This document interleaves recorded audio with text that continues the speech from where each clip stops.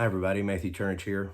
Well, I know all you Beatles fans are just as excited as I am about the upcoming Revolver Super Deluxe Edition release.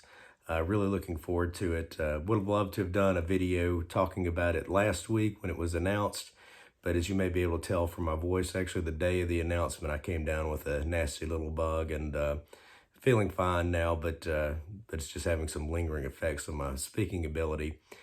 But I was able to help pass the time and get myself geared up for it with this book that I want to highly recommend to you. This is The Beatles' Rubber Soul to Revolver, compiled by Bruce Spizer. This is the latest in his Beatles album series. Previous releases, he's done Sgt. Pepper, White Album, Abbey Road, Let It Be, and then the last release from last year combined Magical Mystery Tour and Yellow Submarine. So this time out is a little bit thicker book than we've had in the past. The other ones have usually run around 200 pages. This is 240. And he's covering both Rubber Soul and Revolver, so it allows him to basically cover the entire period from the fall of '65 up through about the fall of '66, just before the start of the Sgt. Pepper sessions.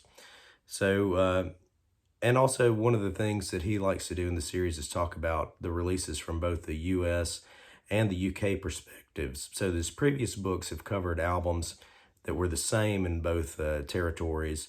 Of course, Rubber Soul and Revolver were a little bit different. So combining them in this way lets him cover those albums plus the US release yesterday and today. So it follows the format that we've seen in the past. We begin with a section on the UK perspective. Of course, we get a lot of great photos in the book.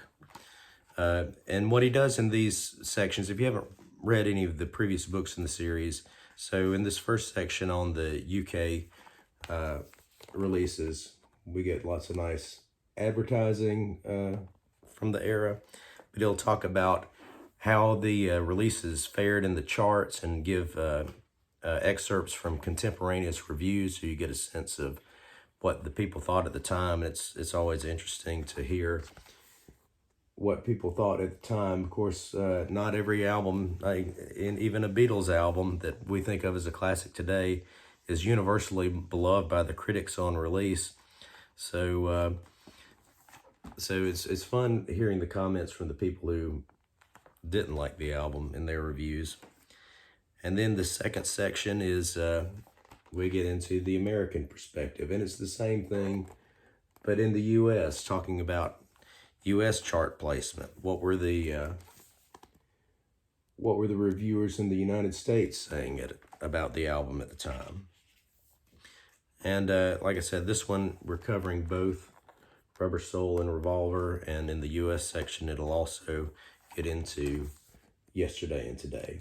So for somebody like me who wasn't there, I find this fascinating to hear exactly what did people think about it at the time. Now the third section is really interesting. This one is called Mommy, Did Capitol Butcher the Beatles? The Truth Behind the Butcher and Trunk Covers. So there's an extended feature here talking about the photo sessions and how the butcher cover came to be. A lot of great photos, other shots from the photo sessions. So all that makes the book well worth it to me. There's a great shot from the butcher sessions here. And we even get things like, there's a markup copy you can see where they were making notes for the artwork. And then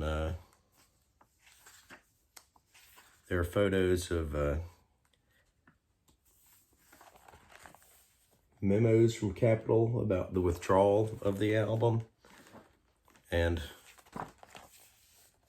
people attempting to peel the pasted cover, the trunk cover.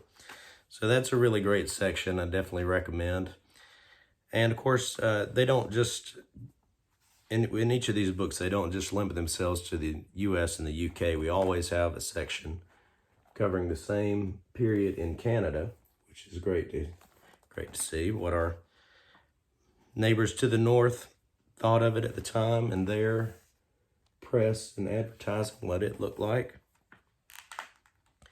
And then they try to put it all in historical context for you. There's always sections on what was going on in the world at the time. So here's a section on the news events of 1965 and 1966 to kind of help us think about these albums in terms of what was happening in the world at the time.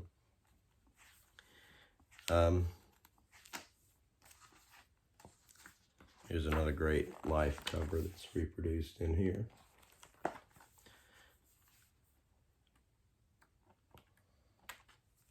And even things happening in other pop culture. So you see here the premiere of the Monkees, Star Trek, all that happening around the same time as the release of Revolver. And then other things happening in music. So it talks about other songs and albums that were hits at the time. Just kind of give you a sense of what else was going on in the world of music around the Beatles. So that's also a great section. That's always one of my favorite things. And then it goes into other pop culture areas like the movies of the time. And one thing that I always appreciate myself, even the comic books of the time. And then one of the big sections in the book every time is always we get fan recollections. Bruce invites readers from all over the world to write in with their thoughts and memories on the albums. And then there are a couple other little features included, some shorter features, things like covering a collection of Beatles oldies, which came out in the UK during that same time period. The more in-depth discussion of the cover art for the albums. And then we always end with an extensive discussion of the album sessions and the recordings of the songs. It goes track by track, each song giving you details of who played what, when and where it was recorded, number of takes, things like that. And of course, great shots from the studio included in that section as well. So, again, even the promo videos at the end. So again, it's a great book. Ton of great information in here. It's really helpful, again, to put things in perspective of the time of the album's release, not only in terms of the Beatles' lives, but the greater cultural context. And Bruce Spizer always does a great job with these books of doing just that, giving you a lot of great information about the Beatles, helping you think about their work in the time in which it came out, and just a ton of great photographs, magazine covers, magazine articles. It's a wealth of information and well worth the price. Any book in the series is worth it. So if you don't have any, this would be a great one to start with, but if you have a particular favorite album of the ones that he's already done, grab that book, I would say. The official street date on this book, I should say, is not until October the 10th. So why do I have a copy early? Well, if you order directly from Bruce's website, he's shipping them now. So if you want to get a little jump on the big retailers with the book, order it straight from Bruce. His website is beatle.net. So that's a single Beatle, BEATLE.net. And I definitely recommend it. You won't regret it if you love Beatles books as much as I do. And it'll help you get ready for that Revolver Deluxe set. I cannot wait for it to come out. And I'll do another video when we get the official announcement with the track listing, even though we kind of know what it's going to be now. But I'll talk about it in more detail when that announcement is made. So anyway, thanks for watching and take care.